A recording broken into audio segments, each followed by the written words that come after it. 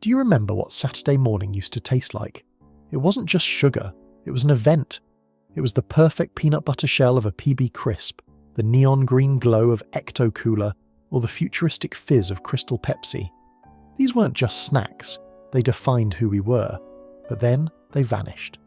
They were quietly taken from the shelves, leaving a void in the aisles that no modern alternative could ever fill.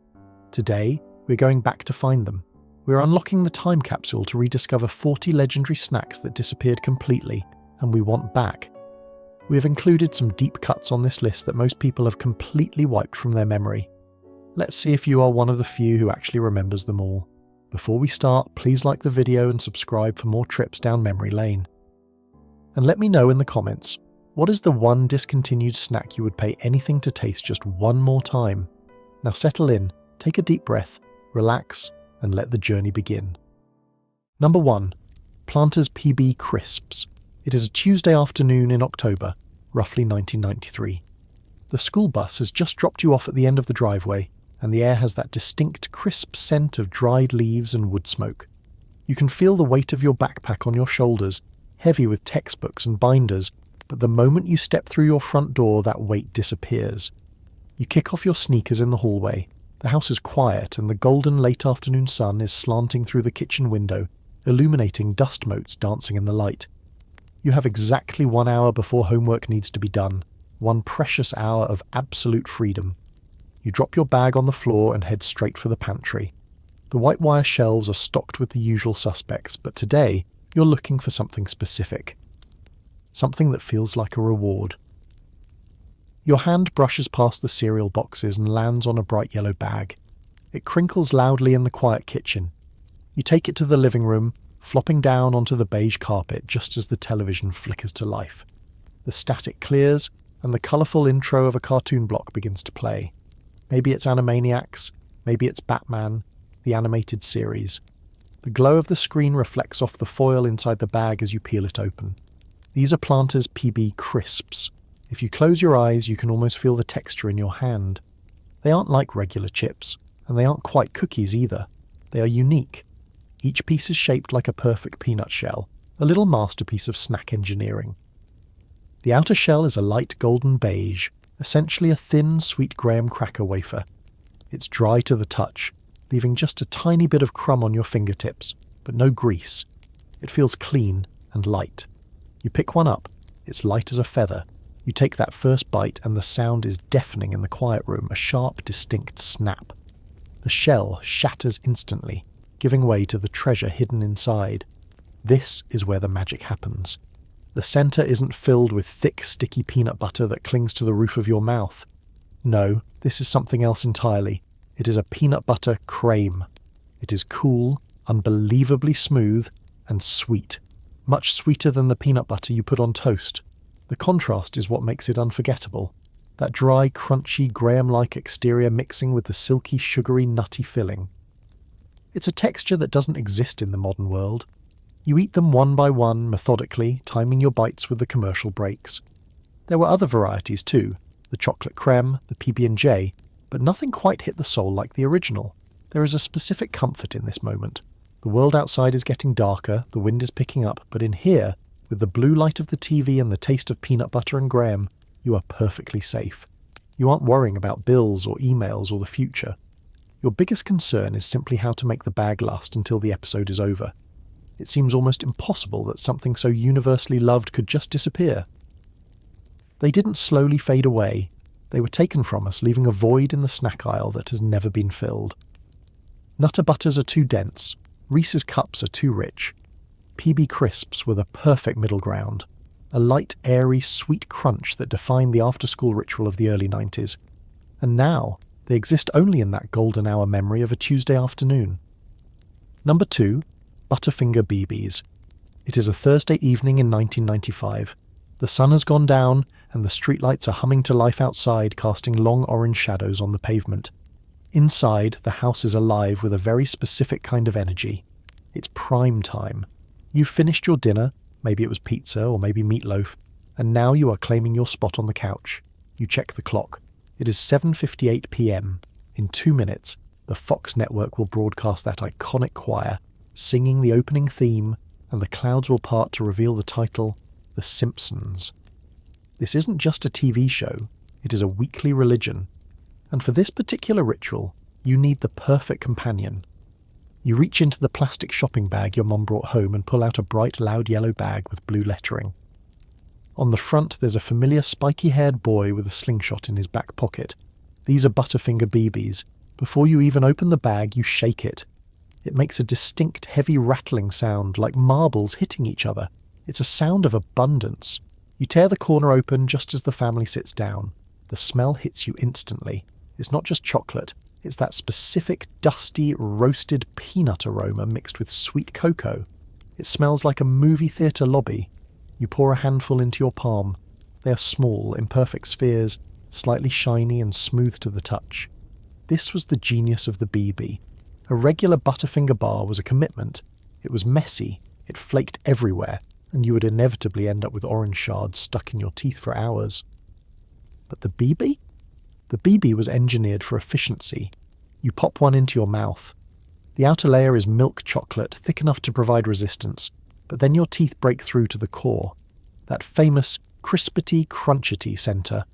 It's bright orange, flaky, and intensely sweet, dissolving into a savoury peanut butter finish. Because they are sealed in chocolate, they retain a crunch that the bars sometimes lost. You don't eat these slowly. There is a rhythm to it. You toss them back one after another, sometimes 2 or 3 at a time, creating a symphony of crunching that you hope doesn't drown out Homer's dialogue. You remember the commercials, Bart Simpson warning everyone, "Nobody better lay a finger on my Butterfinger." It felt like he was speaking directly to you, validating your refusal to share the bag with your sibling sitting on the other end of the sofa. There was something playful about them. You could roll them across the table. You could try to catch them in your mouth. They were a snack that felt like a toy. But mostly they represent a time when cartoons weren't just for Saturday mornings. They were cultural events that brought the whole house together on a weeknight. And as the credits roll and the saxophone plays the closing theme, you tilt your head back to shake the very last BB crumbs into your mouth, wishing the bag and the night could last just a little bit longer. Number 3. Keebler Magic Middles. It is 12:15 p.m. on a Wednesday. You're sitting on a long, fold-out bench in the middle of the school cafeteria. The noise level is chaotic, a roaring ocean of voices, screeching chairs, and the clatter of plastic trays. But in the middle of this chaos, you have your own small fortress, your lunchbox. Maybe it's a hard plastic box with a matching thermos, featuring Teenage Mutant Ninja Turtles or Barbie. You unlatch the metal clasp, click, click, and flip the lid open. The smell of a bologna sandwich and a bruised apple wafts up. But you aren't interested in the sandwich yet. You're digging past the juice box, looking for the currency of the playground. You're looking for the trade bait, and there it is. A small foil-wrapped package with the image of a hollow tree and a little elf on it. These are Keebler Magic Middles. The world of 90s cookies was divided into 2 camps, the hard and crunchy, like Chips Ahoy, and the soft and chewy.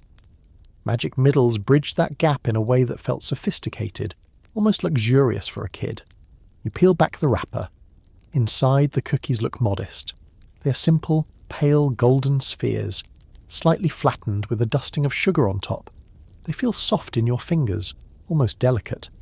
They don't have the rough, cratered surface of a chocolate chip cookie. They are smooth. You take a bite. The outer cookie is essentially a shortbread, buttery, crumbly, and meltingly soft. It doesn't snap. It yields. And then you hit the center. This is the magic the elves promised. Inside this soft shell is a core of fudge. Not hard chocolate chips, but actual creamy, semi-liquid fudge. It's dark, rich, and intensely chocolatey, a stark contrast to the pale, buttery exterior. It tastes like a brownie that has been hidden inside a sugar cookie. In the noisy cafeteria, eating one of these feels like a moment of peace. It's a texture that demands you slow down. If you eat it too fast, you miss the balance. You might even have a specific way of eating them, carefully nibbling the shortbread around the edges first, saving the fudge-filled center for one final perfect bite. Kids around you are trading fruit snacks for pudding cups, but you hold on to these. These are too valuable to trade. They feel homemade, like something fresh out of an oven, even though they came from a factory in a hollow tree. Do you remember that specific softness? It wasn't the damp, chewy softness of a stale cookie. It was a planned, perfect tenderness. Eventually they disappeared, replaced by cookies that were louder, crunchier, and filled with more candy bits. But Magic Middles didn't need neon colours or gimmicks. They just needed that secret heart of fudge.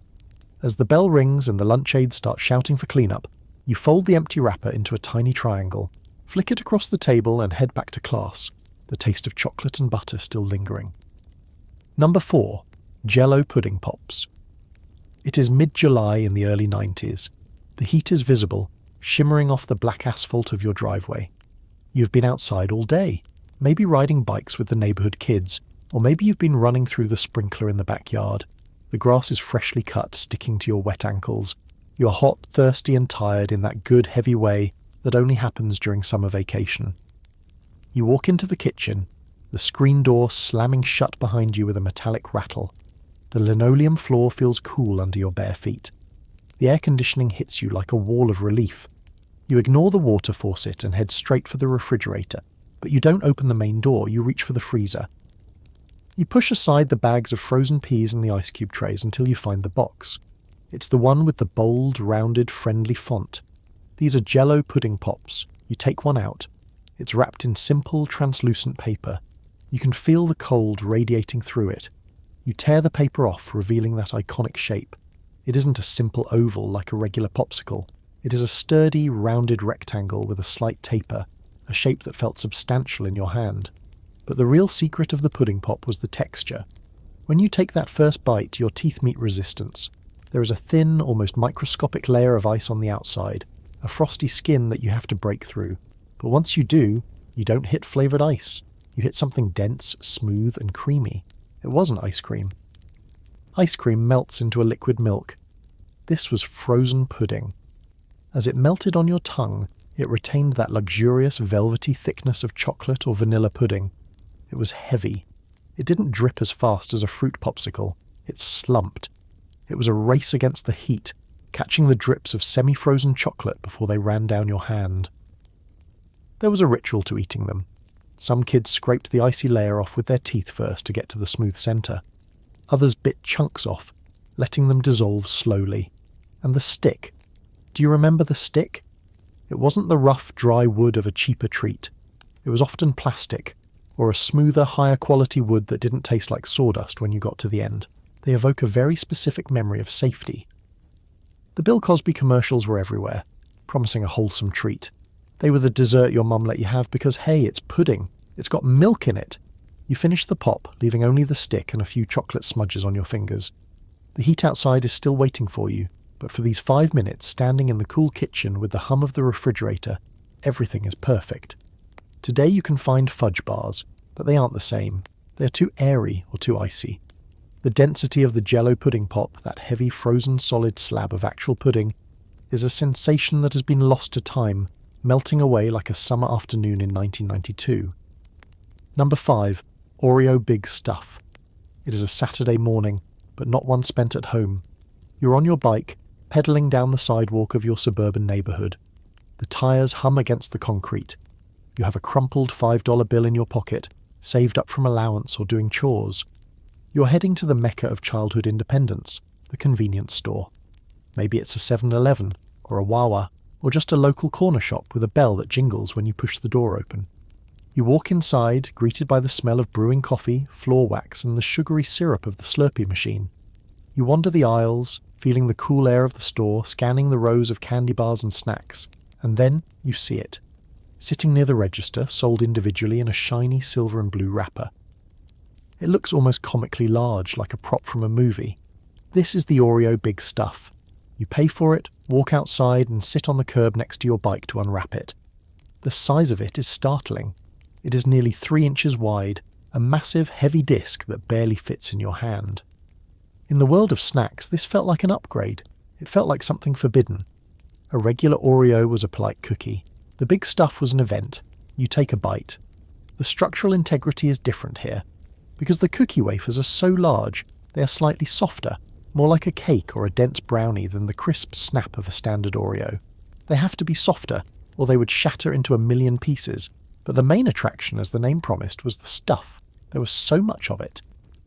It was a thick white slab of cream piled high between the wafers.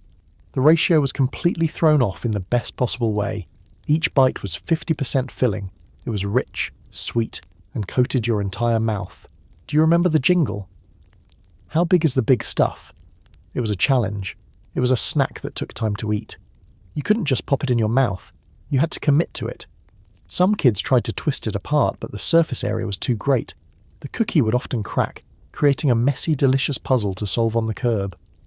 Dunking it was an engineering problem. It didn't fit in a standard cup. You had to use a bowl, or just accept that this was a dry mission. It felt like the ultimate indulgence. In an era of low-fat diet crazes starting to creep in, the Oreo Big Stuff stood defiant. It was excessive. It was loud. It was everything a kid wanted a cookie to be. Eventually, they shrunk it down, discontinued it, and replaced it with double stuff or mega stuff. But those are just regular cookies with more filling. They lack the sheer, imposing physical presence of the original Big Stuff. Sitting there on the curb, licking the white frosting off your thumb before grabbing your bike handlebars, you felt like you had conquered something. You felt like a giant. Number 6. Shark Bites. Original. It is a school day, and you're sitting on the cold metal bench of the bus heading out on a field trip. Maybe it's to the science museum or the zoo. The bus is loud, filled with the excitement of escaping the classroom for a few hours. The landscape of your town rolls by outside the window, but your focus is entirely on your lap. You have a brown paper bag crinkled from being shoved into your backpack. You open it, and the smell of a slightly warm sandwich and an apple wafts out. But you aren't digging for the sandwich. You're looking for the currency of the field trip economy. You pull out a small, dark blue pouch. The packaging is exciting, dangerous even. These are Shark Bites. And we are talking about the original formula. This distinction is crucial. Modern fruit snacks are translucent, gelatinous, and shiny, like stained glass. But the original Shark Bites from the 90s were different. You rip the pouch open, and you pour them into your hand. They are opaque. They have a matte finish, almost pastel in colour. Creamy oranges, muted reds, and soft yellows. They feel firm between your fingers, smooth and dry, not sticky. They look like little pieces of plastic treasure. You begin the inspection. You're looking for one thing, and one thing only, the great white. In every pouch there was a chance, just a chance, of finding the white shark. It was the rarest piece, the diamond in the rough. When you found one, you held it up to show your friend in the seat next to you. It felt lucky. It tasted different too, a mysterious creamy fruit punch flavour that the other colours didn't quite have. You pop a regular shark into your mouth. The texture is firm. It requires a bit of chewing. It doesn't dissolve instantly. It fights back a little. The flavour is intense, artificial in the best way, and strangely creamy, despite being a fruit snack. It was a specific formula that Betty Crocker eventually changed, moving toward the clearer, softer gummies we know today. But those original opaque sharks, they were something else. They felt substantial. You ate them slowly, maybe biting the heads off first, enacting little dramas on the seat of the bus. For a few minutes, amidst the chaos of the field trip, you are an ocean explorer. You are sorting through your catch, and if you were lucky enough to find that great white, you saved it for last, savouring the victory as the bus turned the corner toward your destination. Number 7. Altoid Sours. It is a late Friday night, maybe around 1999. You're riding in the passenger seat of a car. The dashboard lights are glowing a soft, dim green. Outside the window, suburban streetlights flash by in a rhythmic blur. Maybe your older sibling is driving, or maybe you've just gotten your own license and you're driving friends to the movies. The radio is playing alternative rock, maybe Third Eye Blind or the Goo Goo Dolls, at a low volume. In the centre console, nestled between the gearshift and a stack of CD jewel cases, sits a small, round metal tin. These are Altoid Sours. Just seeing the tin evokes a Pavlovian response. It wasn't the rectangular tin of the peppermint Altoids your grandfather kept in his pocket. This was different. It was circular, sleek, and painted in deep, rich colours, a vibrant tangerine orange or a dark raspberry red. It looked mature. It looked like something you'd find in a European traveller's bag. You pick it up. The metal is cool to the touch. You give it a shake and it makes a very specific dull rattle. Not the high-pitched click of tic-tacs, but a heavier, more solid sound. You pry the lid off. A cloud of fine white dust puffs into the air, catching the light from the dashboard. Inside, the candies are huddled together, coated in that same mysterious white powder. They look like rough-hewn gemstones. You take one, let's say it's the tangerine flavour, and place it on your tongue. The reaction is immediate. It is a shock to the system. That white powder isn't just sugar, it is pure concentrated malic acid. Your mouth floods, your jaw aches, your eyes instinctively squint. It is a level of sourness that feels almost dangerous, a sharp electric jolt that cuts through the drowsiness of the car ride. For the first 30 seconds, it is an endurance test. You aren't eating a candy, you are surviving it. But then the acid fades, revealing the sweet, hard candy underneath. The texture is bumpy, almost like a cratered moon, and as you roll it around in your mouth, it becomes smooth like glass.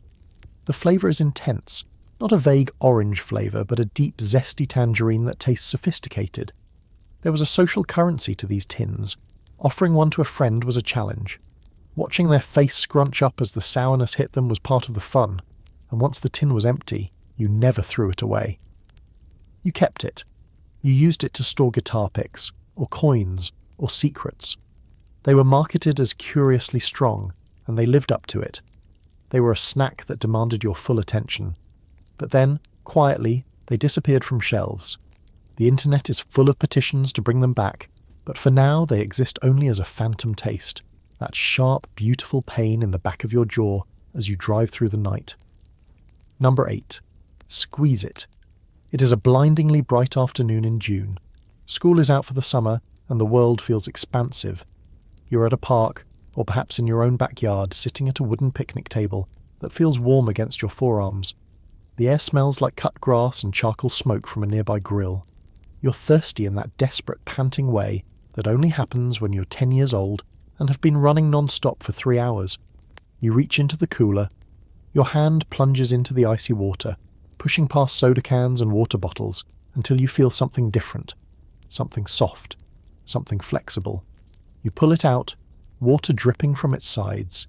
It isn't a can, and it isn't a box. It is a strange, squeezable plastic sculpture. This is a Squeeze It. Before you even drink it, you look at it. The bottle itself has a personality. Maybe you pulled out Chucklin' Cherry or Grumpy Grape. The plastic is moulded into a cartoon face, a little character that you're holding in your hand. It feels squishy, yielding to your grip. This was a drink that doubled as a toy. Now you have to open it. This is the ritual. There is no screw cap. There is no straw. There is a tab at the top. You grasp the bottle in one hand and the tab in the other. You twist. 1, 2, 3. The plastic stretches, turns white at the stress point, and then snap. The tab comes off. But you don't throw the tab away immediately. Be honest. You probably put it in your mouth to chew on the jagged plastic edge for a minute while you drank. You lift the bottle to your lips. You don't sip a Squeeze It. As the name commands, you squeeze it. A jet of liquid shoots into your mouth. It is intensely sweet, a concentrated burst of fruit flavour that has never seen an actual fruit in its life.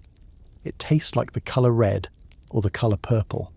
It is thick, sugary, and incredibly refreshing in the summer heat.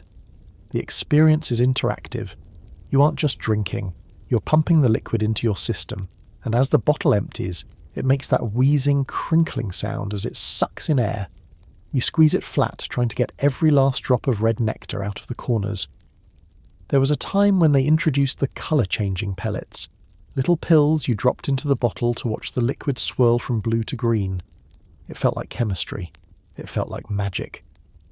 Eventually the bottle is just a flattened piece of plastic. You toss it into the recycling bin and run back out into the sun, fueled by high fructose corn syrup and the simple joy of a drink that required manual labour to consume. Number 9. Lifesavers Holes. It is a mundane Wednesday evening. You've been dragged along to the grocery store with your mum. You've spent 45 minutes walking down aisles that smell like detergent and bread, and now, finally, you have reached the finish line, the checkout lane. You're standing there, leaning against the metal railing, watching the cashier scan items with that rhythmic beep, beep, beep. To your left is the impulse buy rack, the land of batteries, tabloids, and gum. You scan the rows of candy, looking for something small enough to ask for without getting a no. And then you see a plastic tube. It looks modern, almost futuristic compared to the paper rolls of traditional candy. It is filled with tiny, colourful pebbles. These are Lifesavers holes. The marketing genius behind this product was staggering. For decades, Lifesavers had a hole in the middle. Where did that centre go? Suddenly, in the 90s, we had the answer. They had been saving them. Your mum agrees to buy them. You hold the tube in your hand. It has a distinct plastic flip-top lid. Snap. You flip it open. Unlike the ring version, which you had to peel down the paper for, the holes were accessible. You didn't eat them one by one. You tilted your head back and poured a handful directly into your mouth. They were small, smooth, and hard, clicking against your teeth like little marbles. The flavours felt more vibrant in this smaller format. The island fruits variety, with its bright blues and reds, tasted exotic. Because they were smaller, the surface area to volume ratio was different. They seemed to dissolve faster, releasing that burst of artificial tangerine or wild cherry flavour immediately. But the real appeal was the container. Even after the candy was gone, that plastic tube remained. It became a currency in the schoolyard. You could fill it with water or sand or other, lesser candies. It had a satisfying click when you closed it. It was a fidget toy before we knew what fidget toys were. There was something cheeky about the whole concept. It felt like you were in on a joke. You were eating the leftovers, the scraps, but they had been repackaged as the main event. And for a few glorious years, those little discarded centres were the coolest candy in the checkout aisle. Number 10. Hershey's Bar None. It is 1991. You are in the back seat of the family car, perhaps a station wagon or a minivan. It is late at night, way past your usual bedtime. You're on a road trip. The rhythm of the tyres on the highway has been lulling you to sleep for hours, watching the reflectors zip by in the dark like shooting stars. Suddenly the blinker clicks on. The car slows down, pulling off the highway and into the fluorescent oasis of a gas station. The lights are blindingly bright against the darkness. You stumble out to stretch your legs, the air smelling of gasoline and damp pavement. You follow your dad inside to pay for the gas. The store is quiet, humming with the sound of refrigeration. You wander over to the candy rack. And there, sitting among the bright colours of Skittles and Starbursts, is something that looks different. Something that looks sophisticated. This is the Hershey's Bar None. The wrapper is dark brown and red, with a font that looks serious. It doesn't have a cartoon mascot. It feels like an adult candy bar, but tonight you are allowed to have it. You get back in the car, buckle up and unwrap it in the dark. The structure of the Bar None was a marvel. It started with a cocoa wafer, light, airy and crisp. But unlike a Kit Kat, which feels distinctively like a cookie, this wafer seemed to dissolve into the chocolate. It was filled with a chocolate creme and topped with crushed peanuts, all enrobed in a thick layer of milk chocolate. You take a bite. The sound is a soft crunch, muffled by the chocolate. It isn't sticky like a Snickers. It is dry, nutty, and intensely chocolatey. The peanuts provide a savoury counterpoint to the sweetness, but they aren't whole peanuts that get stuck in your teeth. They are crushed, integrated perfectly into the coating. There was a commercial for it, a man taming a chocolate beast, and that's what it felt like. It was rich. It was a chocolate lover's chocolate bar. It felt substantial, like you were eating something of high quality. As the car pulls back onto the highway and the lights of the gas station fade behind you, you eat the bar slowly, savouring the mix of textures. The crisp wafer, the smooth creme, the crunchy nuts. It was a masterpiece of balance. Years later they would change the formula, adding caramel and splitting it into 2 bars, effectively ruining the magic. But that original single bar, eaten in the back seat of a moving car in the middle of the night, remains the gold standard of lost chocolate. Number 11. Sprinkle Spangles. It is a Saturday morning, remarkably early, maybe 6 a.m. The rest of the house is sound asleep. The hallway is still dark, bathed in that dim blue twilight before the sun fully rises. You're tiptoeing down the stairs, the fabric of your pyjamas swishing softly. You are on a mission. You reach the kitchen. It's cold in here. You gently pull a chair over to the refrigerator so you can reach the top shelf of the cupboard, the place where your parents hide the good cereal. You push past the bran flakes and the oatmeal, and there it is, glowing purple in the shadows. This is Sprinkle Spangles. You climb down, clutching the box to your chest. The mascot on the front is a genie, a purple magical being who looks like he's having the best time of his life. His presence promises one thing. This breakfast is not going to be nutritious. It is going to be fun. You pour it into a bowl. The sound is light and airy. Tink, tink, tink. The pieces tumble out, a riot of colour against the white ceramic. These aren't simple spheres or loops. They are star-shaped but with sharp, distinctive points, and they are absolutely covered in multicoloured sprinkles. It looks like a birthday cake exploded. You pour the milk. You don't wait for it to soak in. You eat immediately. The texture is specific. It is a sweetened corn puff, similar to Captain Crunch but lighter, airier. It has a glaze that acts as a seal, keeping the milk out for those first critical minutes. When you bite down, there is a sharp crunch from the puff, followed by the gritty, sugary texture of the sprinkles. It tastes like pure, unadulterated vanilla and corn syrup. It tastes like a celebration. There is no pretense of fruit flavour here. This is sugar engineered to sparkle. As you sit there at the kitchen table, watching the sky outside turn from blue to grey to gold, you feel a sense of ownership.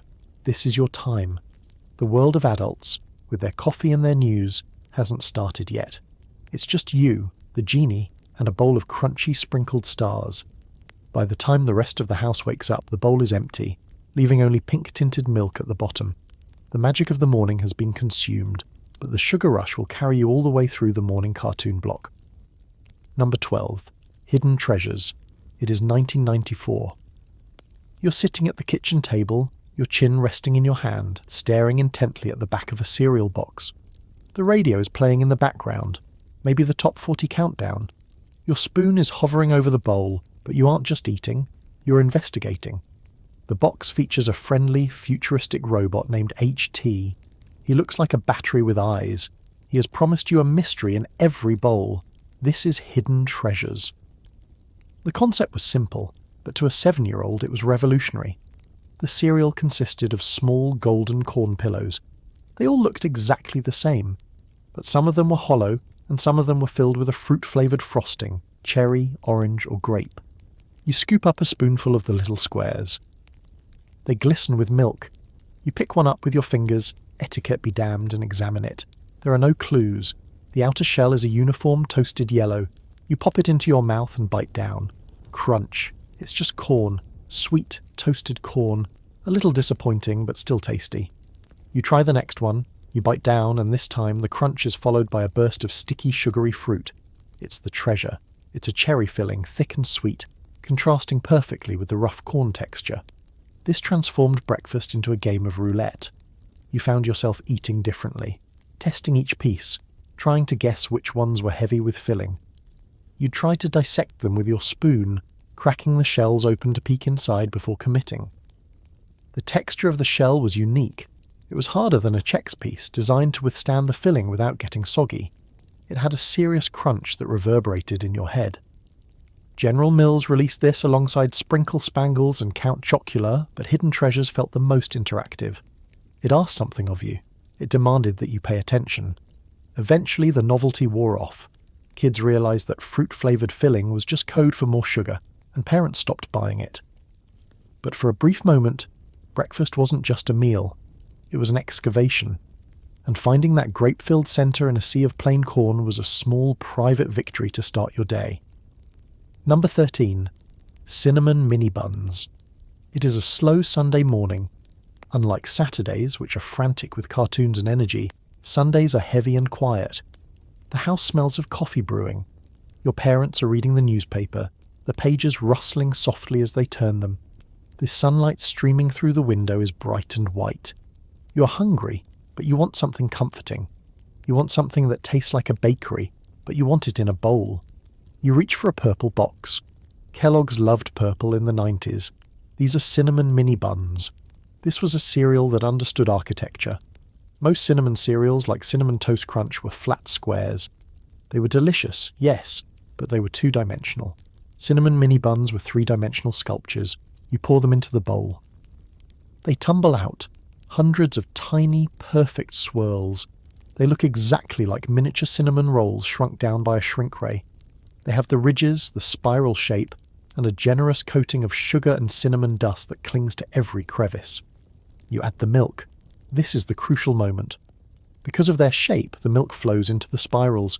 It gets trapped in the little grooves. When you take a bite, you get a complex texture. The outer ridges are crunchy, sweetened corn and oats, but the milk-soaked channels inside are slightly softer, releasing a burst of cold milk mixed with cinnamon sugar. It was a very warm flavour profile. It tasted like home. It wasn't fruity or sour, it was spice and sugar. And let's talk about the aftermath. Cinnamon mini buns produced the absolute best cereal milk in the game. Because they were so heavily dusted with cinnamon, the milk at the bottom of the bowl turned into a light brown, creamy nectar. It was essentially horchata, though you didn't know that word then. Drinking that milk from the bowl was the best part of the meal. There was a commercial where a baker was shrunken down to the size of the cereal, emphasising that these were baked. It felt wholesome. It felt like you were getting away with eating pastries for breakfast. They eventually discontinued them, bringing them back briefly as a Cinnabon branded cereal, but the texture was never quite the same.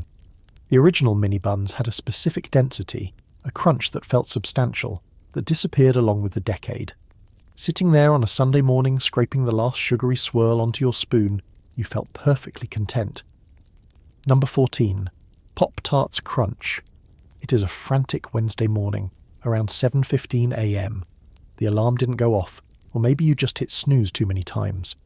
The house is a blur of motion. Your mum is shouting from the hallway that the bus is going to be here in 10 minutes. You're hopping on one foot trying to pull a sneaker on while simultaneously searching for your backpack. You run into the kitchen. You don't have time to wait for a toaster. You don't have time for anything hot. You need speed. You grab a red box from the top of the fridge and shake it. It sounds heavy, dense. This is Pop-Tarts Crunch. The concept was almost too good to be true. Someone at Kellogg's asked, what if we took the greatest toaster pastry ever invented, shrank it down to the size of a postage stamp and put it in a bowl? You pour it out. These aren't abstract shapes. They're literal, miniature Pop-Tarts. If you picked one up and looked at it closely, you would see the tiny crimped edges, just like the big ones. You would see the layer of frosting and the scattering of sprinkles. It was a marvel of miniaturization. There were two camps, strawberry and brown sugar cinnamon. If you had the strawberry, the pieces were greyish-white with pink frosting. If you had the brown sugar, they were golden with a darker swirl.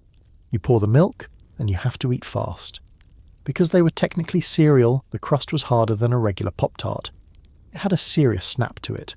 It was more like a shortbread cookie. But the filling was the star. In a full-sized Pop-Tart, you sometimes get bites of just crust. In Pop-Tarts Crunch, every single piece was a flavour bomb. The ratio of filling to crust was significantly higher. As you eat, the milk begins to transform. If you were eating the strawberry version, the milk would turn a soft pastel pink and taste like melted ice cream. But the real magic was the psychology of it. You were eating cookies for breakfast. There was no way around it. These weren't grains, they were tiny pastries. And unlike the full-sized version, which was usually limited to 1 or 2 packets, here you could eat 40 of them in a single sitting. It felt like a loophole in the rules of childhood nutrition. You shovel the last spoonful into your mouth, grab your bag, and run out the door just as the yellow bus screeches to a halt. You can still taste the strawberry frosting on your teeth as you walk down the aisle to find a seat. Number 15. Urkelos. It is Friday night. This is the holy grail of the week. You're in the living room, and the vibe is electric. The pizza box is open on the coffee table, pepperoni, greasy, and perfect. The soda is poured, and the television is tuned to ABC. The TGIF lineup is starting. You're about to watch 2 hours of Full House Perfect Strangers and Step by Step. But the main event is Family Matters. You're waiting for one person. You're waiting for the door to burst open and for a nasally voice to say, "Did I do that?" And sitting on top of the TV, or maybe on the kitchen counter behind you, is the ultimate souvenir of this obsession.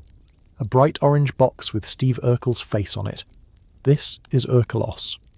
It is strange to think about now, but in 1991, Steve Urkel was not just a character, he was the centre of the universe. He was on lunchboxes, t-shirts, sleeping bags, and yes, your breakfast table. You pick up the box. It features Urkel in his suspenders and oversized glasses holding a bowl. But look closely at the cereal itself. It consists of 2 distinct shapes, yellow loops and red loops. The flavour was aggressively specific, strawberry and banana. You pour a bowl. The scent is powerful. It smells like artificial fruit, sweet and sharp. hitting you before you even add the milk. It doesn't smell like real strawberries or real bananas, it smells like the idea of them. You take a bite. The texture is similar to Fruit Loops, but slightly airier. The strawberry loops provide a tart high note, while the banana loops offer a mellower, creamier sweetness. Together they create a flavour profile that is distinctly 90s. But the real draw wasn't the taste, it was the connection. Eating Urkelos felt like you were part of the show. It was a promotional item that somehow felt like a staple food. The box usually had a contest on the back, maybe to win a trip to Hollywood, or to get a cool Urkel pull-string doll. It represents a time when a sitcom character could become so large that they transcended the screen and entered your pantry. You didn't just watch Urkel, you ate breakfast with him. As the years went on, the show got weirder. Urkel built a robot, he went to space, he turned into Stefan Urquell, and eventually the cereal disappeared. But for that brief window on Friday nights, eating a bowl of red and yellow loops while laughing at Carl Winslow yelling, "Go home, Steve," was the peak of civilization. Number 16. Reptar Crunch. It is a Saturday morning in 1999. The millennium is ending, and the world of animation has changed. You aren't watching the classic Looney Tunes anymore, you're watching Nickelodeon. The TV screen is filled with the squiggly, eccentric animation style of Rugrats. You're sitting on the floor surrounded by plastic toys, maybe a Game Boy Color, maybe some Legos. On the screen, the babies are on an adventure, and they're usually carrying around their most prized possession, a Reptar bar. You've always wondered what a Reptar bar tastes like. You've wanted to reach into the screen and take a bite, and then you look down at the bowl in your lap. You don't have a Reptar bar, but you have the next best thing. This is Reptar Crunch. This was a cereal that felt like a glitch in reality. Reptar was a fictional dinosaur within a fictional show. By eating this, you were breaking the fourth wall. You examine the pieces. The base of the cereal is purple, a vibrant, unnatural purple. These are sweetened rice puffs, but scattered amongst them are the prizes, bright green dinosaur shapes. The box art is chaotic and wonderful. Reptar is roaring, stomping through a city of milk and cereal bowls. It captured the energy of the show perfectly. You take a spoonful. The texture is light and crispy, similar to Pebbles but with a bit more crunch. The flavour is a generic fruit sweetness, but it's intense. It tastes like Saturday morning. But the real magic happened when the milk interacted with the dye. As you ate, the purple and green began to bleed into the white liquid. By the time you reached the bottom of the bowl, the milk was a murky pastel swamp. It looked radioactive. It looked exactly like something a dinosaur would create. There was a profound satisfaction in this. Rugrats was a show about the secret life of babies, a world that adults couldn't see or understand. Eating Reptar Crunch felt like you were part of that secret club. It was a product made specifically for you, the kid who knew that the dog could talk and that the screwdriver was the key to escaping the playpen. It was a limited-time promotional run for the Rugrats movie, and like all great things, it vanished quickly. But for that one glorious summer, you weren't just a viewer. You were an honorary Pickles eating the breakfast of champions. Number 17. Bill and Ted's Excellent Cereal. It is a Friday night in 1991. You're at a sleepover in your best friend's basement. The walls are wood-panelled, and the carpet is a thick brown shag that feels warm under your socks. In the corner, a heavy television set sits on the floor. You have just returned from the video rental store with a plastic clamshell case in your hand. The movie is Bill and Ted's Bogus Journey, but before you start the marathon you need snacks. You head upstairs to the kitchen, trying not to wake your friend's parents. On top of the fridge, next to the eclectic assortment of Tupperware, sits a box that radiates pure Californian optimism. This is Bill and Ted's Excellent Cereal. The box is a masterpiece of early 90s design. It is bright orange, featuring the wild stallions themselves, Bill S. Preston, Esquias and Ted Theodore Logan, playing air guitar in front of a time-travelling phone booth. It promised one thing, a most excellent breakfast. You pour a bowl. The pieces tumble out with a soft, oat-heavy sound. These aren't generic loops or flakes, they are shapes. Specifically, they are musical notes. Ralston, the company that made it, made a bold choice here. They didn't go for fruit flavour, they went for cinnamon. You add the milk and take a bite. The texture is crunchy, oat-based, similar to Lucky Charms but without the marshmallows. The flavour is warm and sweet, a toasted cinnamon sugar that feels surprisingly comforting, for a cereal based on a stoner comedy. It tastes like cinnamon toast that has been turned into tiny edible songs. As you eat, you read the back of the box. It's filled with bodacious slang and confusing time travel logic. It comes with a free cassette tape holder or a dial-a-dude phone card. There was something incredibly specific about this era. It was a time when two slackers from San Dimas could become global icons of peace and unity. Eating this cereal felt like you were part of their band. It was non-threatening rebellion. You weren't skipping school, you were just travelling through time. The milk turns a light beige, infused with the cinnamon dust. You finish the bowl, rinse it out in the sink and head back down to the basement. You pop the tape into the VCR, hear the mechanical whir of the machine accepting the movie, and settle in. The cereal is gone, but the vibe, that specific excellent 90s hopefulness, lingers in the room like the smell of cinnamon sugar. Number 18. Rice Krispies Treats Cereal, Original. It is a milestone morning, maybe your birthday or the first day of summer vacation in 1993. You walk into the kitchen, and instead of the usual oatmeal or toast, there is a box sitting on the table that feels like a mistake. It feels like a rule has been broken. Everyone knew what Rice Krispies treats were. They were the sticky, gooey marshmallow bricks that your mum made for bake sales. They were dessert. They were a sometimes food. But here, in front of you, is a box that claims you can eat them with a spoon covered in milk at 8 a.m. This is Rice Krispies Treats cereal. You pour it into the bowl. It sounds different from regular Rice Krispies. Regular Rice Krispies make a light rustling sound, like dry leaves. This cereal sounds heavy. It lands with a clatter. You examine the pieces.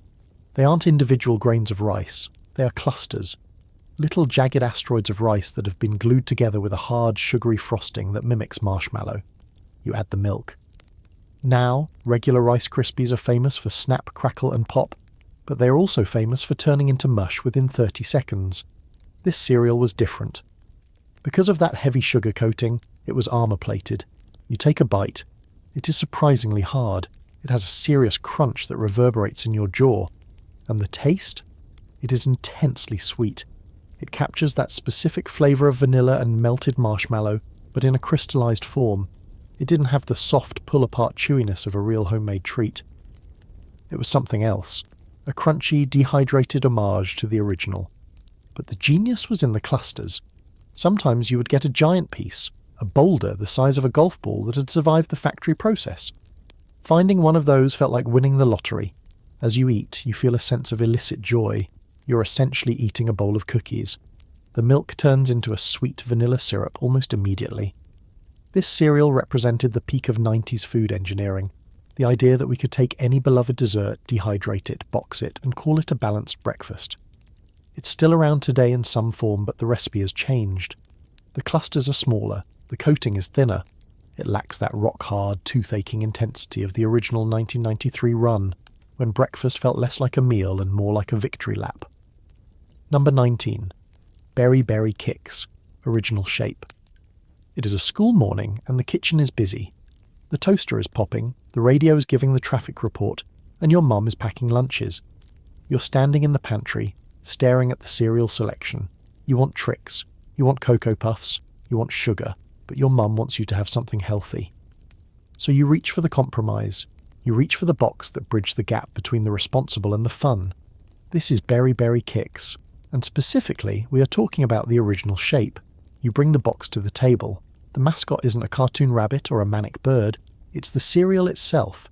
Anthropomorphic corn puffs and berries with faces. The slogan is etched into your brain. Kid tested, mother approved. It was a negotiation tactic printed on cardboard. You pour it into the bowl. The sound is light, hollow, pop, pop, pop.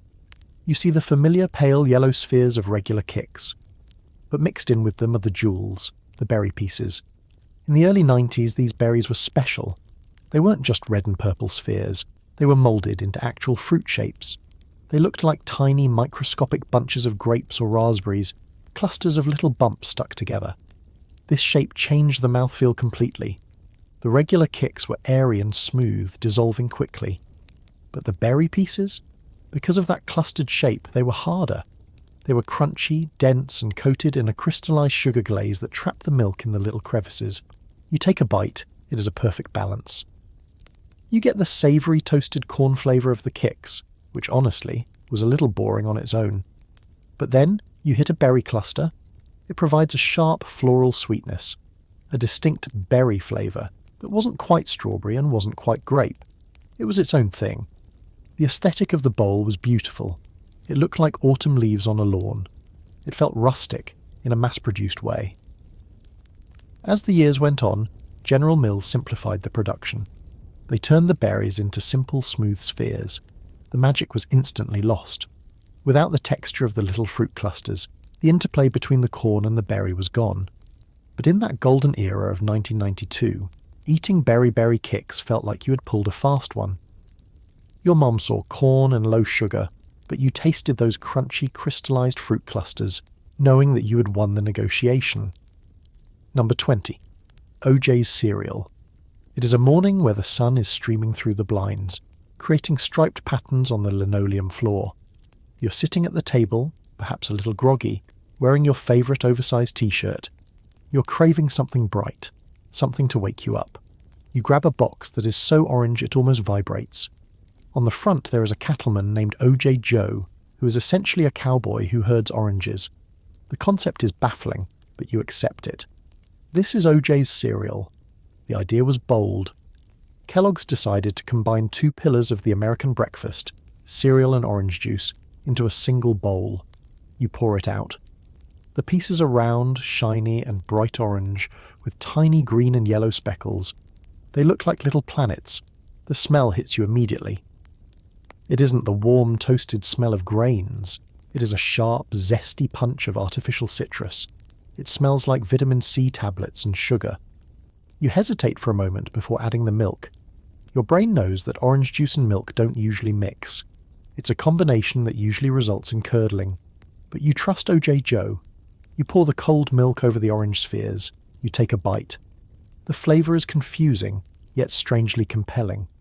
It starts with the crunch of the corn and oat puff, but then the glaze dissolves.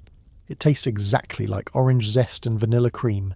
It's reminiscent of a creamsicle, or an orange Julius, but in solid form. It was sweet, tangy, and creamy all at once. But the real legacy of OJ's cereal was the milk at the end. After the cereal was gone, you were left with a bowl of light orange milk. It tasted like melted orange sherbet. It was a product that could only exist in an era of experimentation. It was trying so hard to be part of a complete breakfast that it tried to be the complete breakfast. It was a shooting star in the cereal aisle, appearing suddenly, confusing everyone, and then vanishing before we could decide if it was delicious or a mistake. But for that brief moment, your morning tasted like sunshine and corn syrup. Number 21. Orbits. It is 1997. The aesthetic of the world is changing. Everything is becoming silver, clear, and inflatable. You're listening to techno or alternative rock. You're obsessed with aliens, the X-Files, and the upcoming millennium. You're at the mall, walking past a Sharper Image or a Spencer's Gifts, looking for something that matches this futuristic mood. You walk into a snack shop and you see a row of glass bottles glowing under the halogen lights. They look like they were brought back from Mars. They look like science experiments. This is Orbits. You pick up the heavy glass bottle. It's shaped like a potion flask. Inside, the liquid is clear, but suspended within it are dozens of tiny neon-coloured spheres. You shake the bottle. The spheres swirl around, but they don't sink. They don't float to the top, they just hover. It defies the laws of physics you learned in school. It was marketed as a texturally enhanced alternative beverage, which is a very fancy way of saying drink with lumps in it. You twist the metal cap off. The smell is faint, maybe a little floral, maybe a little chemically sweet. You take a sip. This is the moment of truth. The liquid itself is thick, almost syrupy, but not carbonated. It slides over your tongue. And then, the invasion happens. The little balls enter your mouth. You panic for a split second. Do you chew them? Do you swallow them whole? You try to bite one.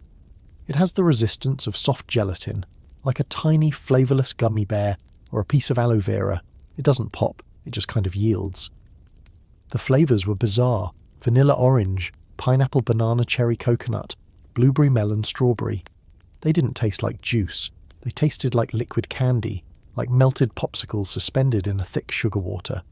But the taste was secondary. You didn't buy Orbits because you were thirsty. You bought it because it looked cool sitting on your desk. You bought it to stare at it. It was a lava lamp you could drink. It was a product that was too ahead of its time. People weren't ready for bubble tea style drinks yet. The texture freaked people out. It felt like drinking backwash or pulp. But for that 1 year in the late 90s, holding that bottle made you feel like you were living in the year 3000. Number 22. Crystal Pepsi. It is early 1992. You're sitting on the living room floor watching the Super Bowl.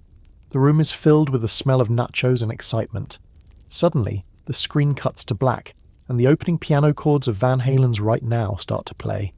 The text on the screen flashes, "Right Now." The commercial promises you something revolutionary. It tells you that the future is here, and the future is pure. The next day you go to the store and there it is. A wall of clear plastic bottles. This is Crystal Pepsi. To understand this drink, you have to understand the obsession of the early 90s. We were obsessed with clarity. We had clear telephones, clear Game Boys, clear deodorants. Clear meant natural, it meant healthy, it meant honesty. Pepsi took the most artificial thing on the planet, brown sugar water, and stripped it naked. You buy a bottle. It feels familiar in your hand, the same shape, the same weight. You twist the cap. Psh! The carbonation rises, but when you look at it, your brain says water or Sprite. You take a sip. This is the moment of cognitive dissonance. Your eyes see lemon lime, but your tongue tastes cola. Well, almost cola. It lacked the caramel colouring, but it also lacked some of the heavy, syrupy body of regular Pepsi. It tasted lighter. It had distinct notes of citrus and cinnamon that were usually hidden by the caramel. It was crisp. It didn't leave that sticky film on your teeth that regular soda did. For a few months, it was the coolest accessory you could have. Drinking it felt like you were drinking a health tonic, even though it had just as much sugar as the brown stuff. It was the beverage of the optimism era, a time when we thought we could just filter out the bad parts of history and start fresh. But the novelty was fragile. Because it looked like water, if it got warm, it looked unappealing. And eventually your brain just wanted the brown stuff back. We missed the mystery of the dark cola. Crystal Pepsi became the punchline of 1,000 jokes, a symbol of corporate hubris. But if you close your eyes and remember that first sip in 1992, you can recall the genuine excitement. It tasted like potential. It tasted like a future that was clean, transparent, and undeniably sweet. Number 23. Josta. It is 1996. You're in a computer lab, or maybe the back room of a comic book shop. The air is warm and smells of ozone and floor wax. You're surrounded by beige towers and heavy monitors. You're playing Quake, or maybe just surfing the early text-heavy web on Netscape Navigator. You're tired. You need fuel. You walk to the vending machine in the hallway. The hum of the compressor is the only sound in the building. You press the button for something new, something that looks dangerous. A black bottle thuds into the tray. On the label, a panther is leaping through a ring of fire. This is Josta. Before Red Bull took over the world, before Monster and Rockstar, there was Josta. It was the first major energy drink introduced by a big soda company, Pepsi, though we didn't really have that term yet. We just called it high power. You crack it open. The liquid isn't brown like cola, and it isn't red like fruit punch. It is a deep, reddish-brown crimson. It looks like dragon's blood. The key ingredient was printed right on the bottle, guarana. To a teenager in the 90s, guarana sounded mythical. It sounded like an ancient jungle stimulant that would give you the strength to stay up all night finishing your history paper or leveling up your character. You take a sip. The flavour is aggressive. It is intensely sweet, but it has a strange fruity spice to it. It tastes like a mixture of cherries, cough syrup, and secrets. It doesn't have the medicinal bite of modern energy drinks. It tastes like a soda that has been supercharged. It feels different going down. Maybe it's the placebo effect of the panther on the label, or maybe it's the caffeine, but you feel a buzz. This was the drink of the late-night gamer, the hacker, the student. It felt darker and edgier than Mountain Dew. Mountain Dew was for skateboarders in the sun. Josta was for creatures of the night. Drinking it felt like participating in a ritual. You were tapping into some rainforest power that your parents didn't understand. It disappeared just before the millennium, right as the energy drink market exploded. It was the proto-energy drink, the ancestor that didn't survive to see its descendants conquer the world. But for those few years, holding that black bottle with the yellow panther made you feel like you had an unfair advantage. Number 24. Sodalicious. It is lunchtime in the middle of a school week. The cafeteria is a cacophony of shouting voices and clattering trays. You're sitting at the end of the long table, inspecting the contents of your lunch. You have a sandwich, maybe an apple, but you are looking for the currency. You are looking for the trade bait. You pull out a small metallic silver pouch. It looks sleeker than the other fruit snack bags. It looks almost industrial. These are Sodalicious. The concept was brilliant in its simplicity. Parents often said no to soda at lunch, but they said yes to fruit snacks. Betty Crocker found the loophole. They gave us soda in solid form. You rip the pouch open. The smell is distinct. It doesn't smell like strawberries or cherries. It smells like a soda fountain. It smells like syrup. You pour them into your hand. The shapes are intricate. There are tiny amber-coloured beer mugs with white foam tops. There are red cola bottles. There are green 7-Up bottles. You pick up a root beer mug. You examine it. The detail is impressive for a piece of gummy starch. You pop it in your mouth. The texture is different from a gummy bear. It's shorter, softer, with a clean bite. But the flavour is where the magic lies. It tastes exactly like flat root beer. It has that sassafras, vanilla, earthy sweetness that no other fruit snack had ever attempted. It was savoury and sweet at the same time. And then there was the fizz. Some versions of Sodalicious had a sugar crystal coating that gave a slight textural crunch, mimicking the carbonation of a real soda. It was a phantom sensation, a trick of the mind. Eating them felt like getting away with something. You were consuming junk food disguised as a fruit snack. You would eat the cola bottles first, saving the root beer mugs for last because they were the rarest and the most delicious. They eventually faded away, replaced by more generic fruit shapes. But for a while, Sodalicious was the coolest item in the lunchbox. It was the snack that let you drink a six-pack during fourth period without breaking a single rule. Number 25. Fruitopia, USA. It is a warm afternoon in 1994. You're walking home from school, wearing a flannel shirt tied around your waist and Doc Martens that are still too stiff. The radio's playing something by the Spin Doctors or R.E.M. You're thirsty, but you don't want a soda. Soda feels too corporate, too plastic. You want something that matches your newfound earthy aesthetic. You stop at a convenience store. You bypass the Cokes and the Pepsis. You reach for the wide-mouthed glass bottle with the label that looks like a kaleidoscope. This is Fruitopia. Even the name sounds like a cult. It was Coca-Cola's attempt to bottle the counterculture of the 60s and sell it to the teenagers of the 90s. And it worked. You hold the bottle. It's heavy. The label is a swirl of psychedelic fruit art. The names of the flavours aren't just descriptions, they are affirmations. You aren't just drinking strawberry juice, you are drinking strawberry passion awareness. You are drinking fruit integration. You twist the metal cap, it makes a satisfying pop. The smell drifts up. It is heavy, perfumed, and intensely floral. It smells like a fruit stand that has been melted down into syrup. You take a long drink. The texture is thick, it coats your tongue. It isn't crisp like juice. It is velvety. The flavour is a wall of sweetness. High fructose corn syrup masking a blend of juices that taste vaguely exotic. It tastes like the colour red, amplified. There was a specific mood to drinking Fruitopia. It felt like you were doing something bohemian. The commercials featured kaleidoscope visuals and Kate Bush music. It was a beverage that asked you to open your mind even though you were just standing in a 7-Eleven parking lot. It was the drink of the Lollapalooza generation. It stained your tongue red. It left a sticky ring on your desk. Eventually the 90s ended, and our obsession with psychedelic fruit drinks faded. The brand retreated to Canada and Australia, leaving the US shelves to more serious juices. But for that brief window, taking a sip of citrus consciousness felt like a small sugary rebellion against the status quo. Number 26. OK Soda. It is a rainy afternoon in late 1994. You're sitting in your bedroom, and the vibe is aggressively low energy.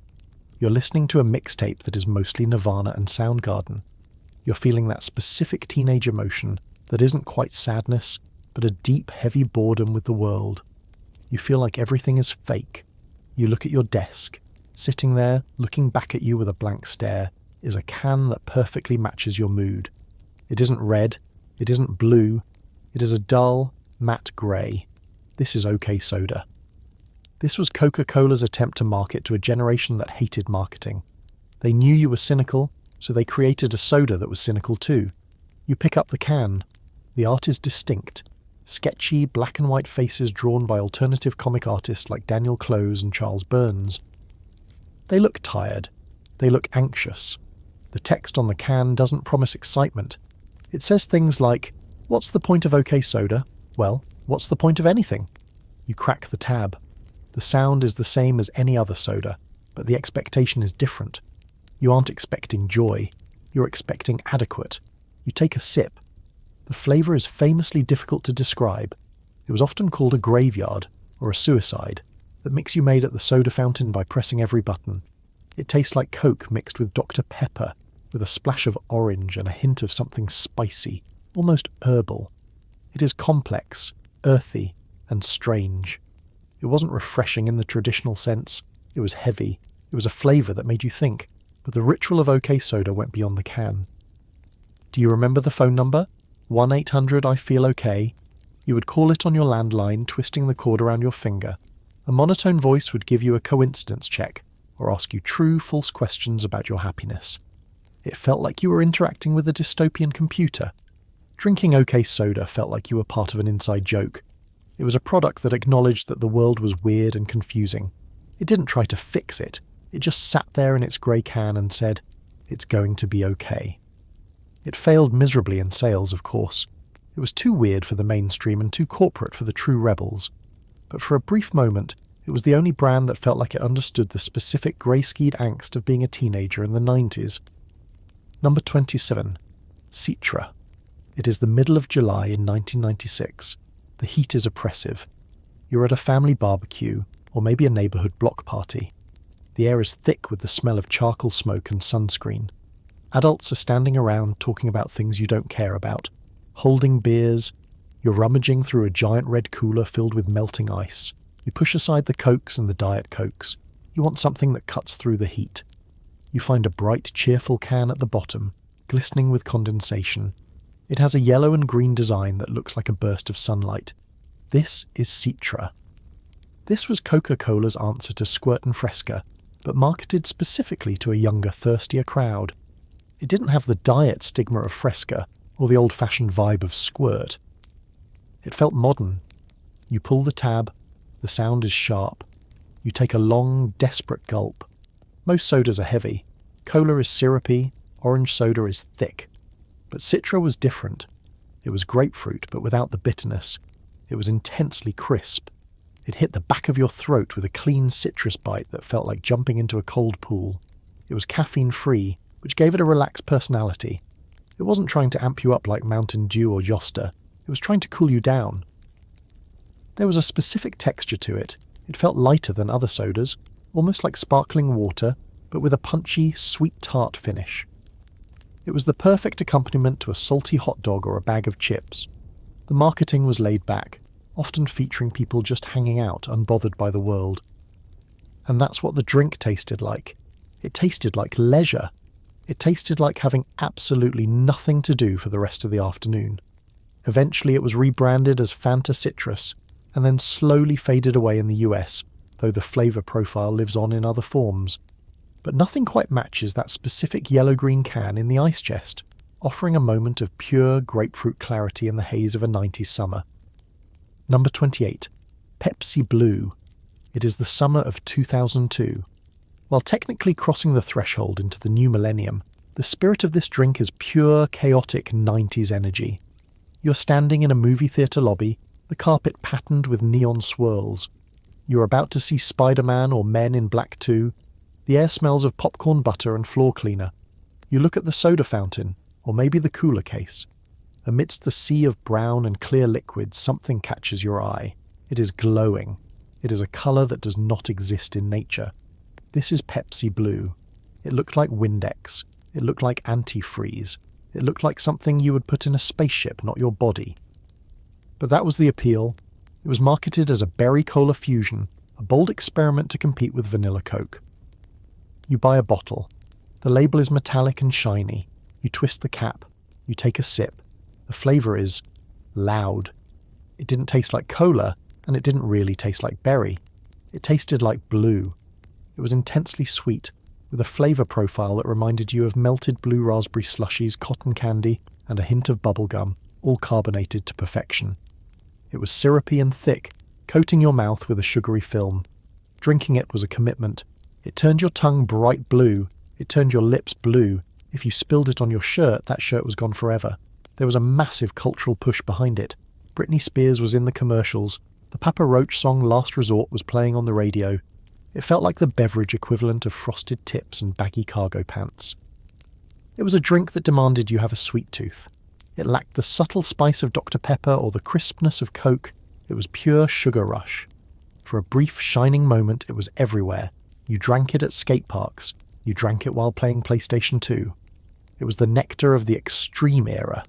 And then, as quickly as it arrived, it vanished, leaving behind only blue-stained memories and a lingering question. Was it actually good?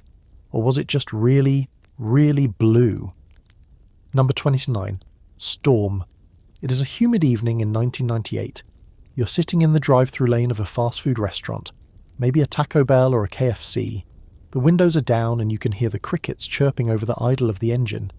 You're staring at the backlit menu board, the plastic cracked slightly in the corner. You want something refreshing. You usually order Sprite or 7-Up, but tonight you see a sticker slapped onto the soda fountain display. It's a logo you've never seen before, a sleek silver word with a green streak cutting through it. This is Storm. This drink was a phantom. It was Pepsi's attempt to break the monopoly of Sprite, but it had a secret weapon: caffeine. Sprite and 7-Up were caffeine-free, they were the safe sodas. Storm was different. Storm had an edge. You get the cup. It's cold and sweating. You take a sip through the straw. The flavour profile was distinct. It was lemon-lime, yes, but it lacked the syrupy, candy-like finish of Sprite. It was sharper. It had a bite to it. A slight bitterness at the back of the throat that came from the caffeine. It tasted medicinal in a way that felt sophisticated. It tasted like it could wake you up. The marketing was aggressive. The commercials featured torrential rain and chaotic weather, implying that this drink was a force of nature. It fit perfectly into the Attitude Era of the late 90s. It wasn't a friendly lemon-lime soda. It was a lemon-lime soda for people who listened to Limp Bizkit. But here is the catch. You might not remember it because it never fully launched. It spent years in test markets. It was the cryptid of the soda world, available in Denver or Philadelphia, but a myth in New York or LA. Finding a can of Storm felt like finding a glitch in the Matrix. Eventually, Pepsi scrapped it. They replaced it with Sierra Mist, a much safer, friendlier, caffeine-free option. Sierra Mist was fine. It was pleasant. But it wasn't Storm. It didn't have that metallic, caffeinated kick that made a late-night drive-thru run feel like a small adventure into the unknown. Number 30. Hi-C Ecto Cooler. It is a Tuesday in 1991. You're sitting in the school cafeteria. The long tables are covered in a laminate faux wood that is peeling at the edges. The room smells of industrial cleaning solution and sloppy joes. You open your lunchbox. Maybe it's plastic, maybe it's metal. Inside, next to the sandwich and the chips, is the crown jewel of the school lunch economy. It is a juice box, but not just any juice box. It features a chaotic, drooling green ghost on the front. This is Hi-C Ecto Cooler. This drink defies all marketing logic. It was created as a promotional tie-in for the cartoon The Real Ghostbusters. Usually these products last for a few months and then vanish. But Ecto Cooler was so good, so undeniably perfect that it stayed on shelves for over a decade. It outlived the show. It outlived the toy line. It almost outlived the 90s itself. You peel the little plastic wrapper off the straw. You poke the sharp end into the silver foil circle. Pop. You take a sip. The flavour was officially citrus cooler, a mix of tangerine and orange. But your brain didn't register it as orange juice. It registered it as green. It tasted like liquid neon. It was incredibly sweet, with a tangy, acidic kick that made your jaw tingle. It coated your throat. If you were lucky enough to have the big 46-ounce can at home, the ritual was different. You'd use that triangular metal punch tool to make 2 holes in the top, one for pouring, one for air. The liquid would glug out thick and opaque green, looking exactly like the slime from the movie. Drinking it felt transgressive. You were drinking ectoplasm. You were drinking slime. It tapped into that gross-out humour that every kid loved. But mostly, it was reliable. In a world where snacks came and went, Slimer was always there in the juice aisle, giving you a thumbs up. When they finally discontinued it, or rebranded it into oblivion, it felt like a betrayal. They took away the flavour of our childhood. People still hoard cans of it, or try to recreate the recipe with mixtures of orange juice and tangerine Kool-Aid, but nothing quite matches the feeling of sitting at that lunch table, squeezing the box to get the last drop, and looking at that beautiful, ugly green ghost. Number 31. PB Max. It is a late afternoon in 1990. You have been outside playing basketball in the driveway, the rhythmic thump, thump, thump of the ball echoing off the garage door. You're sweaty, tired, and possessed by a hunger that only a growing kid can understand. You don't want a light snack. You don't want a few chips. You want substance. You walk into the cool, dark garage where the extra snacks are kept. You dig into the box and pull out a square package wrapped in brown and orange foil. It feels heavy in your hand. It feels like a brick. This is the PB Max. Everything about this candy bar was designed to feel substantial. Even the marketing was aggressive. Commercials featuring people explaining that PB stood for pig out or polka band before finally landing on peanut butter. You peel back the wrapper. Inside, it isn't a flat bar like a Hershey's or a Snickers. It is a block. It is a perfect square of chocolate, thick and imposing. You take a bite. The architecture is completely different from a Reese's cup. A Reese's is soft and sandy. The PB Max was crunchy. The base was a whole grain cookie, almost like a graham cracker but denser, made with oats. On top of that sat a mound of creamy whipped peanut butter, and the whole thing was encased in a thick shell of milk chocolate. When you bit into it, you got layers.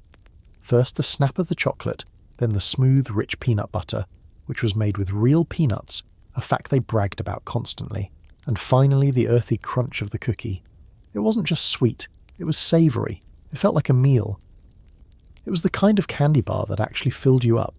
It was dense, it required effort to eat, and then, in the mid-90s, it vanished. The story behind its disappearance is one of the great tragedies of the snack world. Rumour has it that despite $50 million in sales, the Mars family simply didn't like peanut butter. They thought it was tacky, so they killed the PB Max. It didn't fail, it was executed.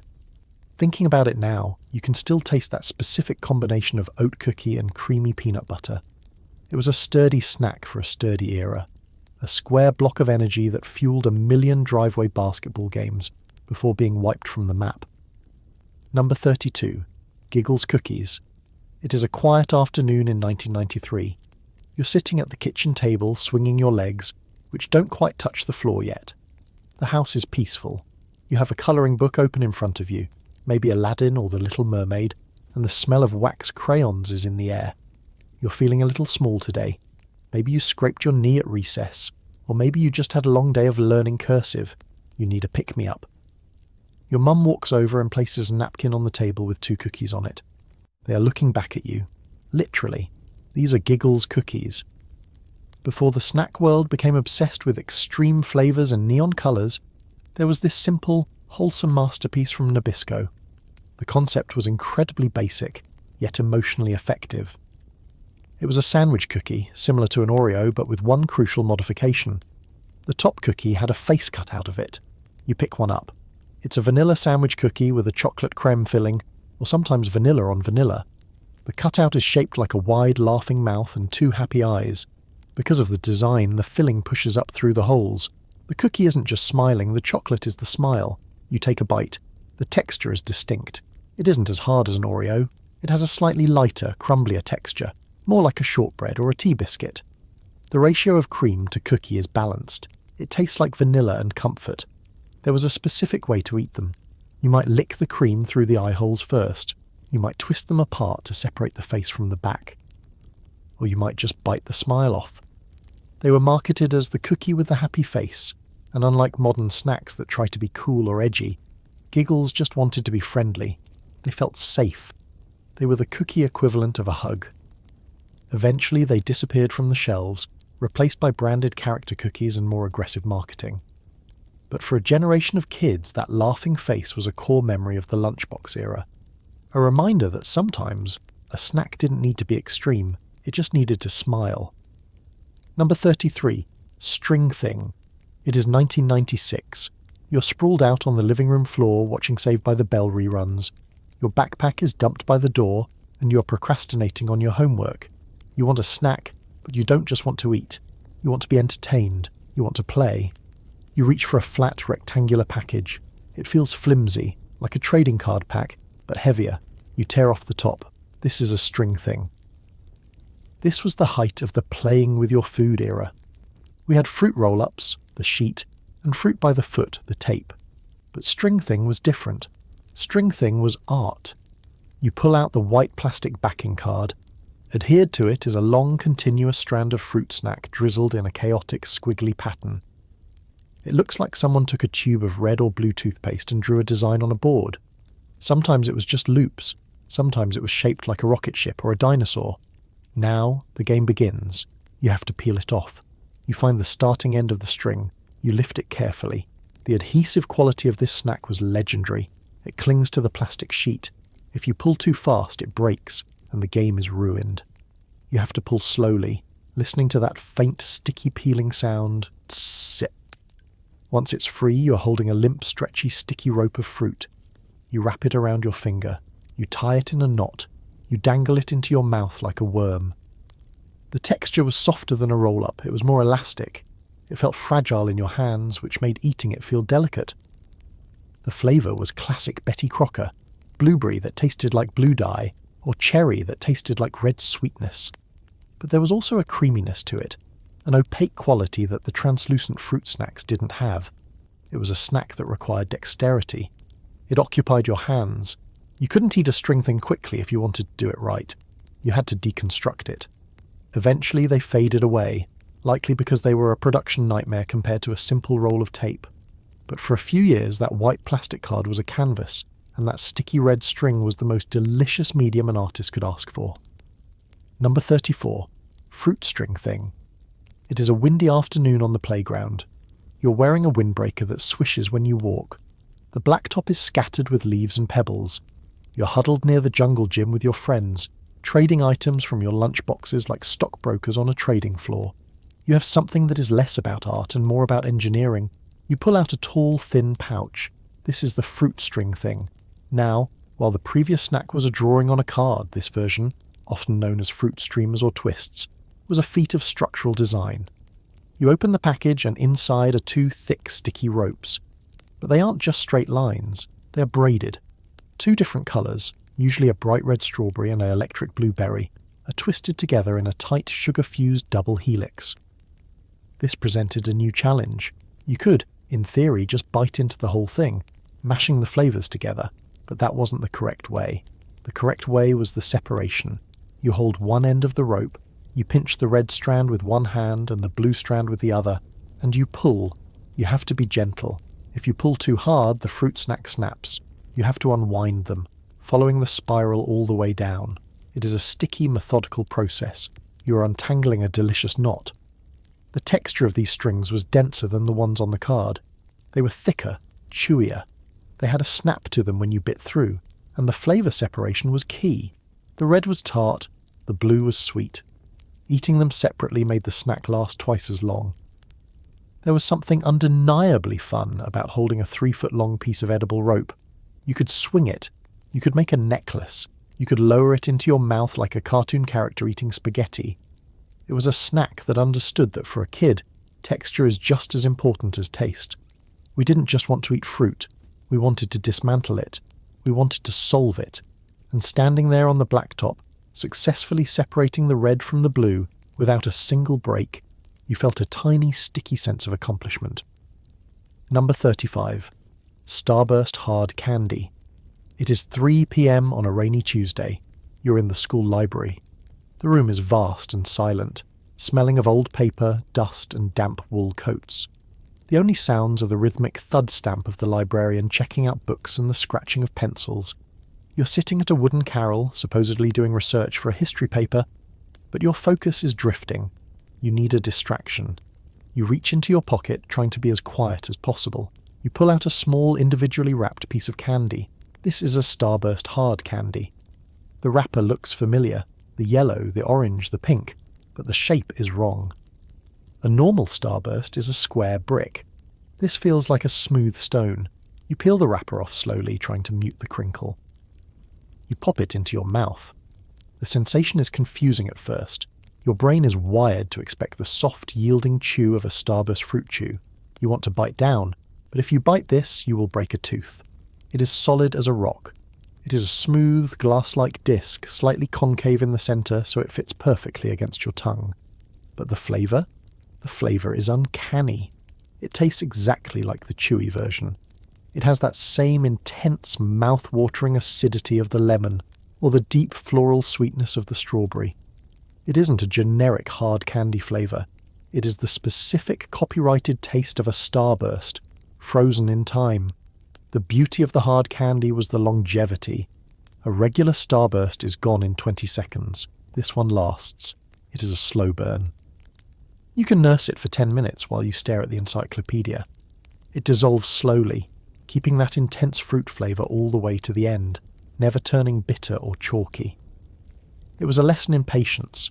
It was a way to make the best flavour in the candy aisle last through a boring study hall. Eventually they disappeared, and we were forced to go back to the chews, eating them too fast and wondering why the moment of joy was so fleeting. Number 36. Tongue Splashers. It is a dusty Saturday afternoon at the Little League fields. The sun is high and bright, reflecting off the chain-link fences. The air smells of red clay dirt, freshly cut grass, and the faint scent of hot dogs drifting from the concession stand. You're sitting in the dugout, or maybe on the metal bleachers watching the game. You have a few quarters in your pocket, and you've just made a run to the snack shack. You didn't buy a chocolate bar because it would melt. You bought something that doubles as a toy. You bought a tiny plastic paint bucket. These are tongue splashers. The packaging was genius.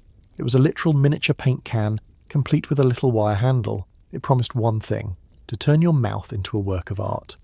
You pry the plastic lid off. Inside there are massive spherical gumballs. They are speckled with bright, chaotic splotches of colour, looking like a painter's drop cloth.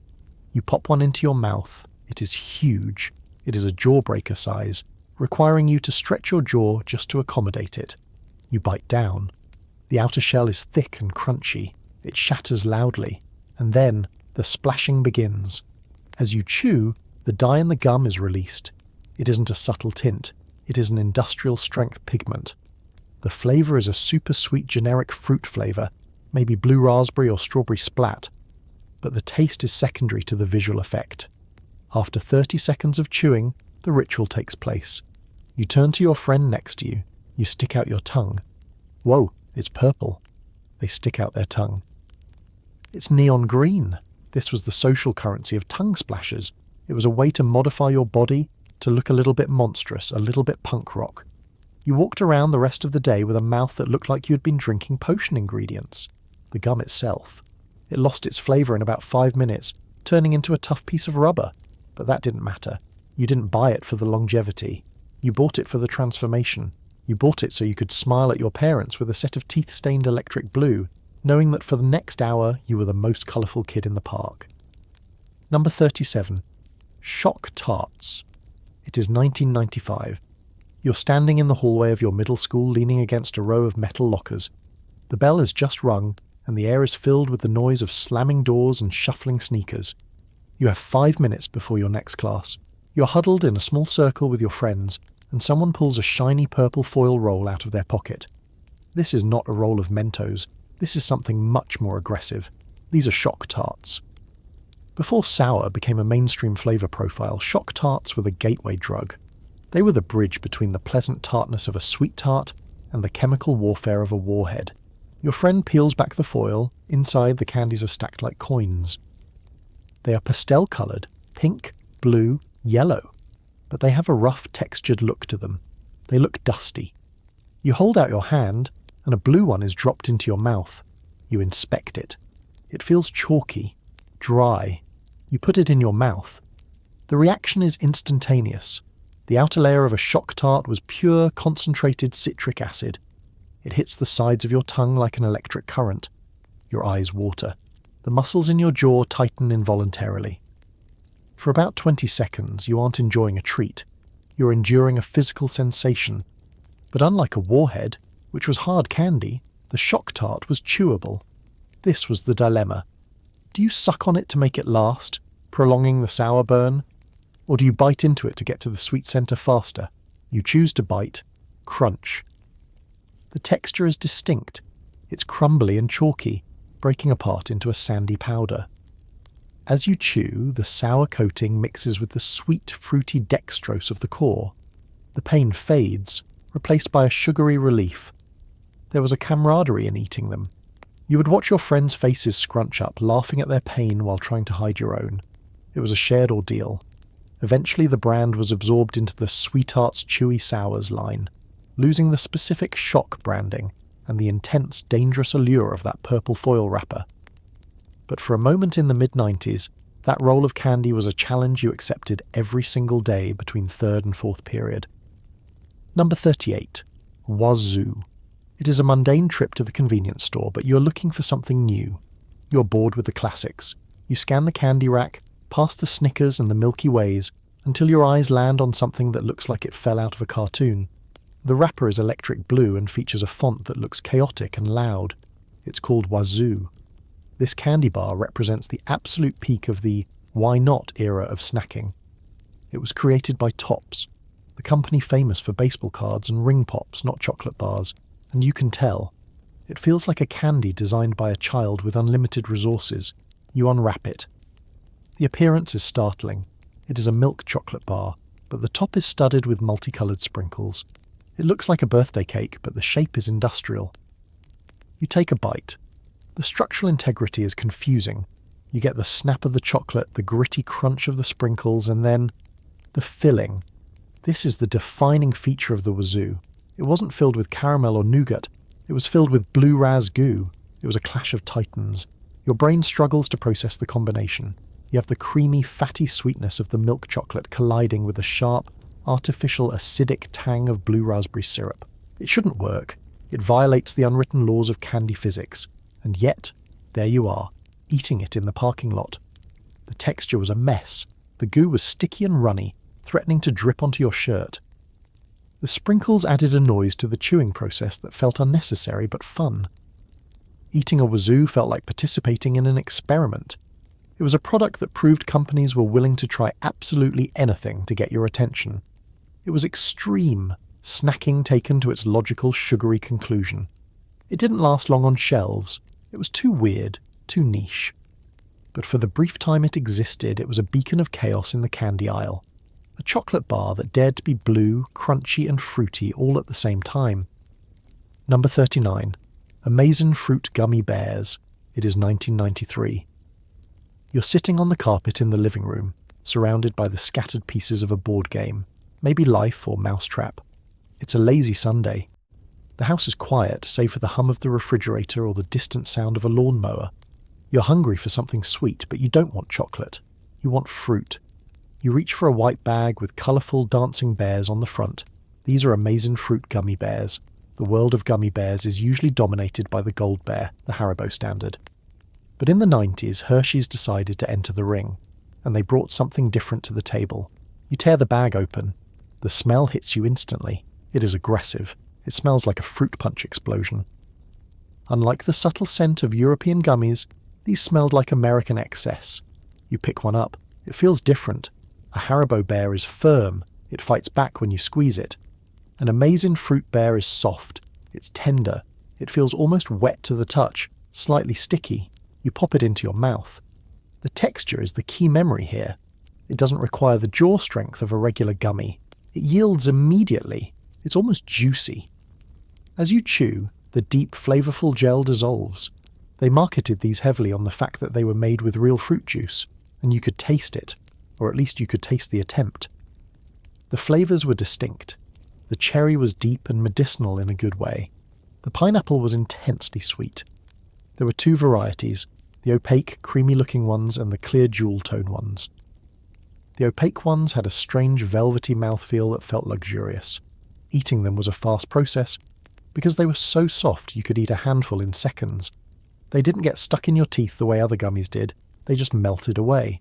They eventually rebranded, changed the formula, and faded into the background of the candy aisle, overshadowed by the return of the firmer, chewier bears. But for a few years, Amazing Fruit offered a softer, stickier, smellier alternative. A gummy bear that felt like it was giving you a hug rather than a workout. Number 40. Bonkers. It is a chaotic Saturday afternoon. You have built a fort in the living room using every cushion from the sofa and a few blankets draped over dining chairs. Inside this dark fabric cave, you're safe. You have your Game Boy, a flashlight, and your stash of candy. You reach for a rectangular package. It feels solid, heavy for its size. This is bonkers. If there was one candy that defined the high-energy slapstick humour of the 90s, it was this. The commercials were legendary, people getting crushed by giant falling fruit whenever they took a bite. It promised that the flavour wasn't just good, it was a physical impact. You unwrap the package. Inside, the candies are individually wrapped squares. You peel one open. The architecture of a bonkers chew was unique. It was a rectangle, essentially a brick. It had two distinct layers. The outer shell was a lighter colour, let's say a light purple for grape. The inner core was a darker, deeper purple. You pop it into your mouth. The texture is intense. It is much firmer than a starburst. It has a rubbery, dense resistance to it. You have to work for it. But then, the bonks happens. You break through to the centre. The filling is tart.